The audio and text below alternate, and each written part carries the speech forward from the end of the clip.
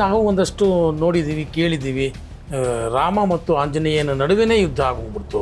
ಅಂಥ ಸಂದರ್ಭ ಏನಕ್ಕೆ ಬಂತು ಆ ಥರದ್ದು? ಪ್ರಾಯಶಃ ನಮ್ಮ ಬಾಲ್ಯ ಅಂತ ತಗೊಂಡ್ರೆ ಅವಾಗ ಅದೆಲ್ಲ ಬಹಳ ಪ್ರಸಿದ್ಧವಾಗಿದೆ. ಯಾವ ಕಾರಣಕ್ಕೂ ರಾಮನೊಡನೆ ಒಂದು ಯುದ್ಧ ಅಂತ ಮಾಡುವ ಸಾಧ್ಯತೆಗಳೇ ಇಲ್ಲ.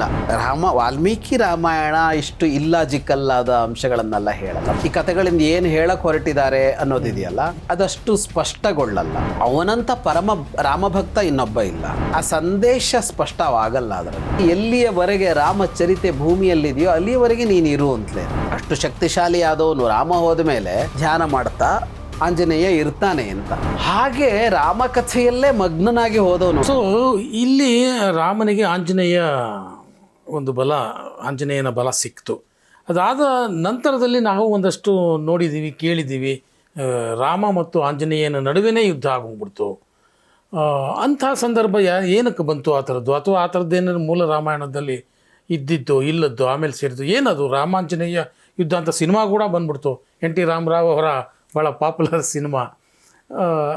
ಅದರ ಸನ್ನಿವೇಶ ಹೇಗೆ ಸೃಷ್ಟಿ ಆಯ್ತು ಹಾಗಾದರೆ? ಇಲ್ಲ, ಇದು ಮೂಲ ರಾಮಾಯಣದಲ್ಲಿ ಇಲ್ಲದೇ ಇರುವ ಕಥೆ. ರಾಮಾಂಜನೇಯ ಯುದ್ಧ ಅನ್ನೋದು ಮೂಲ ರಾಮಾಯಣದಲ್ಲಿ ಇಲ್ಲದೇ ಇರುವ ಕಥೆ. ಆದರೆ ಜನಪ್ರಿಯ ಕಥೆ ಹೌದು. ರಾಮಾಂಜನೇಯ ಯುದ್ಧ ಆಯಿತು ಅಂತಂದರೆ ಇವತ್ತು ಅಷ್ಟು ಜನಪ್ರಿಯವಾಗಿಲ್ಲ, ಗೊತ್ತಿಲ್ಲ. ಆದರೆ ಒಂದು ಕಾಲದಲ್ಲಿ ಪ್ರಾಯಶಃ ನಮ್ಮ ಬಾಲ್ಯ ಅಂತ ತಗೊಂಡ್ರೆ ಅವಾಗ ಅದೆಲ್ಲ ಬಹಳ ಪ್ರಸಿದ್ಧವಾಗಿತ್ತು, ಸಿನಿಮಾ ಇತ್ಯಾದಿಗಳ ಮೂಲಕ ಅಂತ. ಹಂಗೊಂದು ಯುದ್ಧ ಎಲ್ಲ ಆಗೋದಕ್ಕೆ ಸನ್ನಿವೇಶವೇ ಇಲ್ಲ. ಯಾವ ಕಾರಣಕ್ಕೂ ರಾಮನೊಡನೆ ಒಂದು ಯುದ್ಧ ಅಂತ ಮಾಡುವ ಸಾಧ್ಯತೆಗಳೇ ಇಲ್ಲ, ರಾಮಾಂಜನೇಯ ಯುದ್ಧ ಅಂತ. ಆದರೆ ಸೀತೆಯ ಪರವಾಗಿ ಆಂಜನೇಯ ನಿಂತ್ಕೊಂಡಿದ್ದು ಅಂತೆಲ್ಲ ಅಲ್ಲಿ ಬರುತ್ತೆ. ಸೀತೆ ಆಂಜನೇಯನ ಪರವಾಗಿ ನಿಂತ್ಕೊಂಡ್ರು ಅಂತಲೆಲ್ಲ ಬರುತ್ತೆ. ಅದು ವಾಲ್ಮೀಕಿ ರಾಮಾಯಣ ಇಷ್ಟು ಇಲ್ಲಾಜಿಕಲ್ ಆದ ಅಂಶಗಳನ್ನೆಲ್ಲ ಹೇಳಲ್ಲ, ಬಹಳ ಲಾಜಿಕಲಿ ಇದೆ ಅದು. ಮತ್ತೆ ಈ ಭಾವಗಳೆಲ್ಲ ಹಂಗೆಲ್ಲ ವ್ಯತ್ಯಾಸ ಆಗಲ್ಲ. ಯಾವುದೋ ಕಾರಣಕ್ಕೆ ಆಮೇಲೆ ಯುದ್ಧ ಮಾಡಿಬಿಟ್ರಂತೆ. ಈ ಥರ ಕಥೆಗಳು ತುಂಬ ಹುಟ್ಕೊಂಡಿವೆ, ಪುರಾಣಗಳಲ್ಲೆಲ್ಲೋ ಇವೆ, ಆಮೇಲೆ ಹುಟ್ಕೊಂಡಿವೆ. ಈಗ ವಿಷ್ಣು ಗರುಡ ಅಂತ ಬರುತ್ತೆ. ಗರುಡ ಅಂದರೆ ಪರಮ ವಿಷ್ಣು ಭಕ್ತರಲ್ಲಿ ಮೊದಲು ನಿಲ್ತಾನವನು. ಗರುಡ ವಿಷ್ಣುವಿಗೇನೋ ಆಯಿತು ಯುದ್ಧ ಅಂತೆಲ್ಲ ಕಥೆ ಇದೆ. ಆ ಕಥೆಗಳಿವೆ. ಎಲ್ಲ ನಡುವೆನೂ ಈ ಥರದ್ದೆಲ್ಲ ಒಂದು ತಂದು ನಿಲ್ಲಿಸಿದ್ದಾರೆ. ಅರ್ಜುನ ಮತ್ತು ಕೃಷ್ಣನಿಗೆ ಯುದ್ಧ ಆಯಿತು ಅನ್ನೋ ತರಹದ್ದು ಒಂದು ಕಥೆ, ನಾವು ಅದನ್ನು ಮಾತಾಡಿದ್ವಿ ಅದರ ಬಗ್ಗೆ. ಹೀಗೆಲ್ಲ ಮುಂದೆ ಕಥೆಗಳನ್ನು ಹುಟ್ಟಿಸಿದ್ದಾರೆ. ಈ ಥರ ಕಥೆಗಳನ್ನು ಹುಟ್ಟಿಸಿದ್ದು ಯಾಕೆ ಹುಟ್ಟಿಸಿದ್ರು, ಈ ಕಥೆಗಳಿಂದ ಏನು ಹೇಳಕ್ ಹೊರಟಿದ್ದಾರೆ ಅನ್ನೋದಿದೆಯಲ್ಲ, ಅದಷ್ಟು ಸ್ಪಷ್ಟಗೊಳ್ಳಲ್ಲ. ಅವರಿಗೆ ಈ ಕಥೆಗಳನ್ನು ಹೇಳುವವರಿಗೆ ರೋಚಕತೆಯನ್ನೇ ಸೃಷ್ಟಿಸಬೇಕು ಅಂತ ಇದ್ರೆ ಬೇರೆ, ಅಥವಾ ಇದರ ಮೂಲಕ ಇನ್ನೇನೋ ಸಂದೇಶ ಕೊಡ್ತೀವಿ ಅಂತೆಲ್ಲ ಹೊರಟ್ರು ಆ ಸಂದೇಶ ಸ್ಪಷ್ಟವಾಗಲ್ಲ ಅದರಲ್ಲಿ. ಹಾಗಾಗಿ ರಾಮಾಂಜನೇಯ ಯುದ್ಧ ಅನ್ನೋದನ್ನ ಒಪ್ಪಿಕೊಳ್ಳೋದಕ್ಕೆ ಸಾಧ್ಯವೇ ಇಲ್ಲ. ಯಾಕೆಂದ್ರೆ ಆಂಜನೇಯ ಅಂತ ತಗೊಂಡ್ರೆ ಅವನಂತ ಪರಮ ರಾಮಭಕ್ತ ಇನ್ನೊಬ್ಬ ಇಲ್ಲ. ಅವನ ಬದುಕಿನಲ್ಲಿ ಏನು ಬಹಳ ಮೊದಲೇ ಬರಲಿಲ್ಲ, ಹೌದು, ಆಂಜನೇಯನ ಬದುಕಿನಲ್ಲಿ. ಆದರೆ ರಾಮನನ್ನ ಕಂಡ ಮೇಲೆ ಅವನಿಗೆ ರಾಮನನ್ನು ಬಿಟ್ಟರೆ ಬದುಕಿಲ್ಲ. ಅವನನ್ನು ಪ್ರಭು ಅಂತ ಸ್ವೀಕರಿಸಿ ಆಗೋಯ್ತು.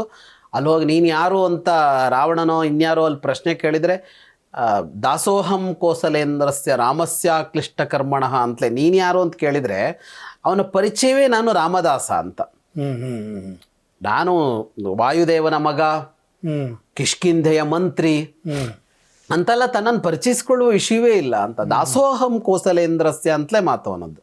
ಹಾಗಾಗಿ ಅವನು ರಾಮಭಂಟ ಅನ್ನುವ, ರಾಮದಾಸ ಅನ್ನುವ ಒಂದು ಹುದ್ದೆ, ಒಂದು ಉಪಾಧಿ ಹೊರತುಪಡಿಸಿ ಆಂಜನೇಯನಿಗೆ ಏನೂ ಇರಲೇ ಇಲ್ಲ. ಹಾಗಾಗಿ ಕ್ಷಣವೂ ರಾಮ ವಿರೋಧಿಯಾದ ಒಂದು ನಿಲುವಿಗೆ ಅವನು ಬರೋದಕ್ಕೆ ತಮಾಷೆಗೂ ಸಾಧ್ಯ ಇಲ್ಲ ಅಂತವನು ಅವನು.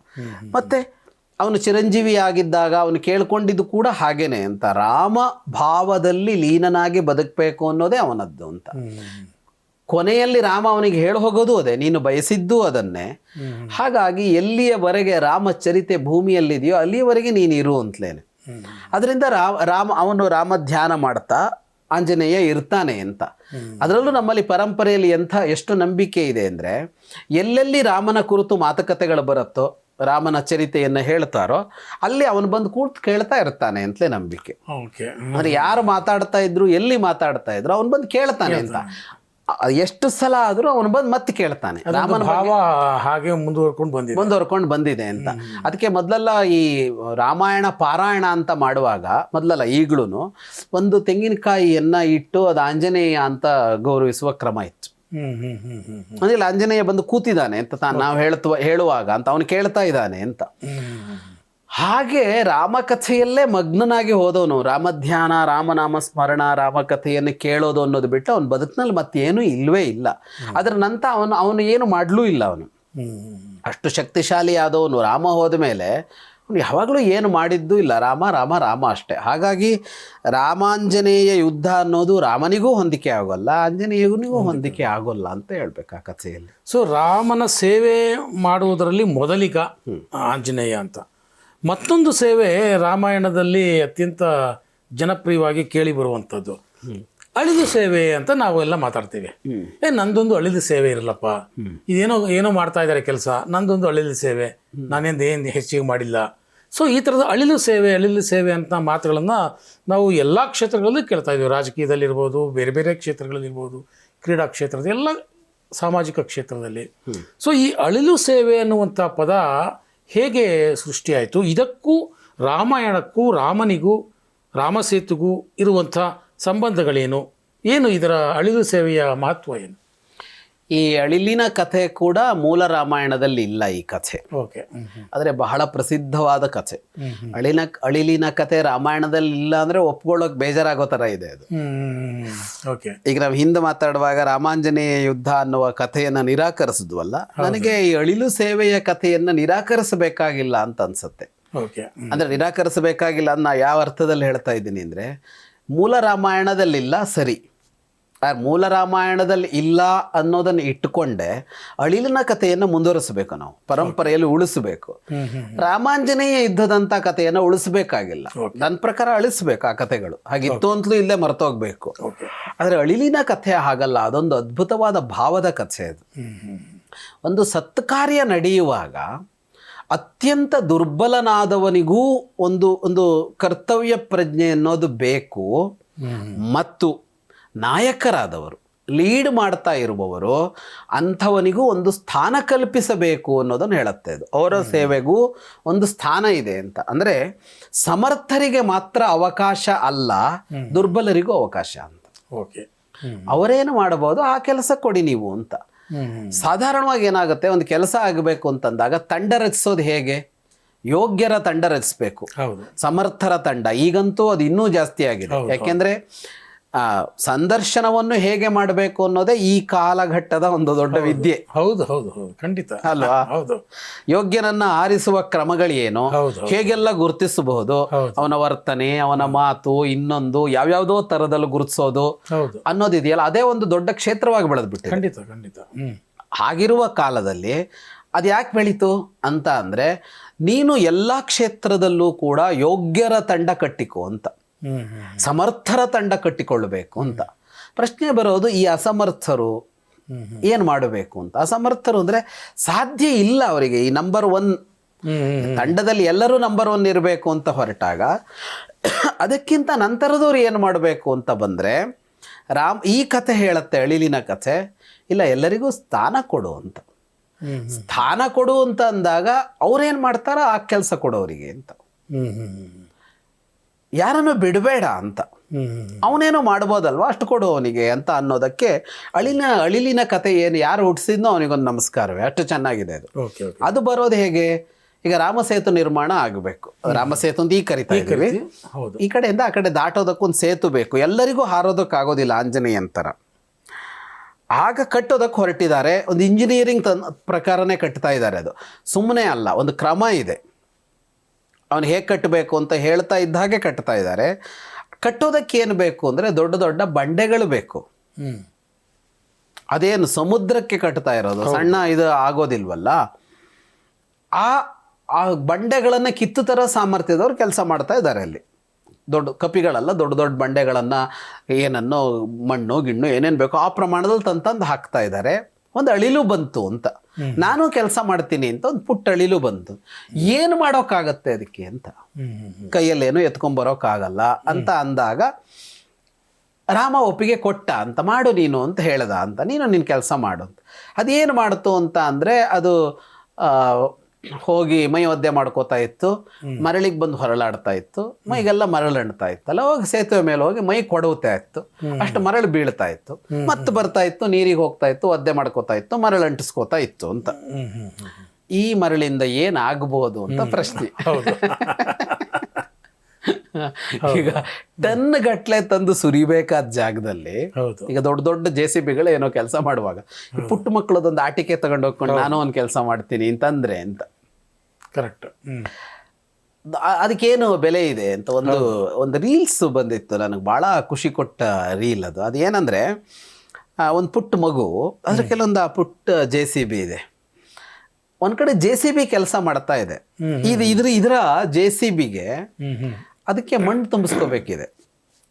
ಅದಕ್ಕೆ ತುಂಬಿಸ್ಕೊಂಡು ಅಲ್ಲ JCB ಅಲ್ಲ, ಇದ್ರ ಹತ್ರ ಒಂದು ಪುಟ್ಟ ಲಾರಿ ಇದೆ. ಓಕೆ.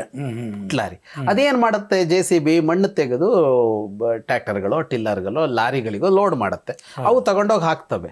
ಒಂದು ತಾಯಿ, ಒಂದು ಮಗು ಇದೆ. ಆ ಮಗುಗೆ ಏನಂದ್ರೆ ತಾನು ಅದ್ರಲ್ಲಿ ತುಂಬಿಸ್ಕೊಂಡು ಹೋಗ್ಬೇಕು ಮಣ್ಣ ಅಂತ, ಕೈಯಿಂದ ತೆಗೆದು ಹಾಕೋಂಗಿಲ್ಲ, JCB ತುಂಬಬೇಕು ಅದಕ್ಕೆ. ಓಕೆ. ಅದೊಂದು ಅವನು JCB ಡ್ರೈವರು ಇಷ್ಟೇ ಮಣ್ಣು ತೆಗೆದು ಅದರ ಆ ಇದಕ್ಕೆ ತುಂಬಿಸ್ತಾನೆ ಅವನು. ಓಕೆ. ಅದೊಂದು ಭಾರಿ ಖುಷಿ ಪಡತ್ತೆ ಆ ಮಗು, ತಾನು ಒಂದು ಮಣ್ಣು ತುಂಬಿಸ್ಕೊಂಡು ಹೋದೆ. ಈ ಭಾವ ಇದೆಯಲ್ಲ, ಮಗುವಿನ ಭಾವ ಇದೆಯಲ್ಲ, ಇದು ದೊಡ್ಡದು. ಹೌದು. ಮಣ್ಣು ಎಷ್ಟು ದೊಡ್ಡದು ಅಂತ ಅಲ್ಲ, ಅದು ಎಷ್ಟು ಟನ್ ಮಣ್ಣು ತಂತು ಅಂತ ಅಲ್ಲ, ಆ ಭಾವ ದೊಡ್ಡದು ಅಂತ ಬಂದಾಗ ಇಲ್ಲಿ ಅಳಿಲು ಮಾಡಿದ್ದಿದೆ ಕೆಲಸ ಅಂತ. ಇದಕ್ಕೆ ರಾಮ ಆ ಅವಕಾಶ ಕೊಟ್ಟ ಅಂತ ಹೇಳುವ ಭಾವ ಇದೆಯಲ್ಲ, ಆ ದೃಷ್ಟಿಯಿಂದ ಅಳಿಲಿನ ಕತೆ ಭಾಳ ಚೆನ್ನಾಗಿದೆ. ಅಳಿಲ್ ಅಲ್ಲದೇ ಇದ್ರು ಅಲ್ಲಿ ಕೆಲಸ ಮಾಡಿದವರೆಲ್ಲ ಆಂಜನೇಯನ್ ತರದವರೇ ಕೆಲಸ ಮಾಡಿಲ್ವಲ್ಲ. ಹೌದು. ಎಲ್ಲ ಕಪಿಕರಡಿಗಳು ಬಂದಿದ್ವು. ಅಳಿಲಿನಷ್ಟು ಕಡಿಮೆ ಅಂತ ಅಲ್ಲದೇ ಇದ್ರು ಕಡಿಮೆ ಸಾಮರ್ಥ್ಯದವೂ ಇದ್ವು. ಅಲ್ಲಿ ಬೇರೆ ಬೇರೆ ರೀತಿಯ ಸಾಮರ್ಥ್ಯದ ಅವು ಏನೋ ಮಾಡಿರ್ಬೋದು. ಕೆಲಸ ಮಾಡ್ತಾ ಇದ್ದವರಿಗೆ ಟೀ ಕೊಟ್ಟಿರ್ಬೋದು, ಹೋಗಿ ಟೀ ಇರಲಿಲ್ಲ, ಏನೋ ಒಂದು ಆ ಸಂದರ್ಭದಲ್ಲಿ ಏನಿತ್ತೋ ಅದನ್ನು ಮಾಡಿರ್ಬೋದು. ನನ್ನ ಕೆಲಸ ಇದೆ, ನನಗೇನಾಗುತ್ತೋ ಆ ಕೆಲಸ, ನನ್ನಿಂದ ಏನಾಗುತ್ತೋ ಅದನ್ನು ಮಾಡ್ತೀನಿ ಅಂತ ಅವರು ಬರಬೇಕು ಅನ್ನುವ ಭಾವ, ಮತ್ತು ನಾಯಕರಾದವರು ಅವರಿಗೂ ಕೆಲಸ ಕೊಟ್ಟು, ಅಂದರೆ ನಿನ್ನದು ಸೇವೆ ಇದೆ, ನಿನ್ನ ಸೇವೆಯೂ ಸಲ್ಲತ್ತೆ, ಮತ್ತು ನಿನ್ನ ಸೇವೆ ಪರಿಣಾಮದಲ್ಲಿ ಕಡಿಮೆಯಾದರೂ ಭಾವದಲ್ಲಿ ನೀನು ಒಂದೇ. ಹೌದು. ಹೆಚ್ಚು ಕೆಲಸ ಮಾಡದವನಿಗೂ ನಿನಗೂ ಇರುವ ಭಾವ ಒಂದೇ. ಹೌದು. ಅವನ ಕ್ರಿಯೆ ಜಾಸ್ತಿ ಇರ್ಬೋದು ಅಂತ ಅಂದುಕೊಂಡು ಅಷ್ಟೇ ಮಟ್ಟದ ಗೌರವವನ್ನು ಅವರಿಗೂ ಸಲ್ಲಿಸಬೇಕು ಅಂತ ಇದೆಯಲ್ಲ, ಅಂಥದ್ದನ್ನು ಅಲ್ಲಿರುವ ಸಣ್ಣ ಕಪಿಗಳಿಗೂ ಮಾಡಿದ್ದಾನೆ ರಾಮ. ಹೌದು. ಇನ್ಕ್ಲೂಸಿವ್ನೆಸ್ ಅಂತೀವಲ್ಲ, ಅದೇ ಅದಿದೆ ಅದು. ಹಾಗಾಗಿ ಅಷ್ಟು ಸಾಮರ್ಥ್ಯ ಇಲ್ಲದವರನ್ನು, ಅಷ್ಟು ಜಾಣ್ಮೆ ಇಲ್ಲದವರನ್ನು ನಾವು ಅಯೋಗ್ಯರು ಅಂತ ತೀರ್ಮಾನಿಸದೆ ಸಮಾಜದಲ್ಲಿ ಅವರನ್ನು ಒಳಗೊಳ್ಳಬೇಕು ಅನ್ನುವ ಅದ್ಭುತ ಸಂದೇಶ ಆ ಕಥೆಯಲ್ಲಿದೆ. ಹಾಗಾಗಿ ಆ ಕಥೆ ಸ್ವೀಕಾರಾರ್ಹ. ಸೊ ಅಳಿಲು ಸೇವೆಯ ಮಹತ್ವ ಬಹಳ ನಿಜಕ್ಕೂ, ಅದರ ಹಿಂದಿನ ಭಾವ ಇದೆಯಲ್ಲ, ಅದು ಎಲ್ಲರಿಗೂ ಒಂದು ರೀತಿ ಸ್ಫೂರ್ತಿ ಕೊಡುವಂಥದ್ದು, ಪ್ರೇರಣೆ ನೀಡುವಂಥದ್ದು. 10 ತಲೆಗಳ ರಾವಣ ಕವಿಯ ಕಲ್ಪನೆಯೋ ಅಥವಾ ವಾಸ್ತವವೋ, ದೈಹಿಕವಾಗಿ ಹಾಗೆಯೇ ಇತ್ತು? ರಾವಣನಿಗೆ 10 ತಲೆ ಅಂತ ಅನ್ನೋದು ಅದು ಆಮೇಲೆ ಏನು ಮೂಡಿದ್ದಲ್ಲ. ಅವನು ಎಲ್ಲ ಸಲವೂ 10 ತಲೆ ಇಟ್ಕೊಂಡು ಓಡಾಡಿಲ್ಲ. ಅವನು 10 ತಲೆ ಅನ್ನೋದು ಬರೀ ಕಲ್ಪನೆಯಲ್ಲಿ ಹಾಗೆ ಏನು ಕಾಣಿಸೋದಿಲ್ಲ, ಮೂಲದಲ್ಲಿ ಅದು ಇದೆ. ಅಷ್ಟೆಲ್ಲ ರಾವಣನನ್ನು ಸಾಫ್ಟ್ ಮಾಡಬೇಕಾದ ಅಂಶಗಳೇನು ಕಾಣಿಸೋದಿಲ್ಲ. ಅವನ ವಿದ್ವತ್ತು, ಅವನ ಸಾಮರ್ಥ್ಯ, ಅವನ ಶೋಭೆ, ಅವನ ಕಾಂತಿ, ಅವನ ಹಿನ್ನೆಲೆ,